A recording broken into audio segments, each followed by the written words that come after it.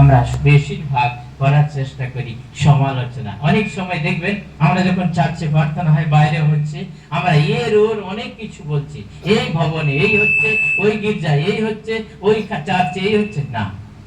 প্রভু বলছে যে আলোচনার বিষয়ে থাকো, সমালোচনায় নয়। সমালোচনায় আমাদের আরো অধিক ভাবে বৃদ্ধি এগিয়ে নিয়ে যায়, যেটা মন্দ এবং শয়তানের সঙ্গে আমাদের আরো মিলিত করে। আর আলোচনা একটা প্রেমের সঙ্গে মিলন ঘটিয়ে আনে, যেটা খুব ছোট্ট আকারে থেকে যায়। আর সমালোচনা এক বৃহত্তম আকার রূপরেখা ধারণ করে। তাই বলছে যে সমালোচনা নয়, যেন আলোচনায় আসি। আমরা দেখি লোক বলছে, লোক লিখিত সুসমাচার বলছে, অন্যদের পাপ সম্পর্কে আমরা যেন না চিন্তার বিষয় চিন্তিত হয়।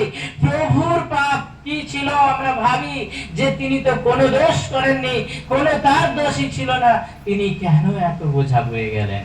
আর তাহলে এই সামান্য জগতের যে ছেলে মেয়েরা, মায়েরা, বোনেরা, এরা তো একটা শুকনো গাছ, তার মধ্যে জীবন্ত প্রাণ বায়ু ছিল, জীবন্ত গাছ ছিলেন, তার উপরে যদি এই ঝড় বয়ে যায়, আমরা তো শুকনো গাছ, আমাদের মধ্যে আরো অধিকত আসতে পারে। তাই বলছে যে আমরা যেন অন্যের বিচার দেখি না দেখি, আমরা যেন অন্যের বিষয় না ভেবে নিজেদের বিষয়টা ভাবি। আমরা দেখি কদিন ধরে আমি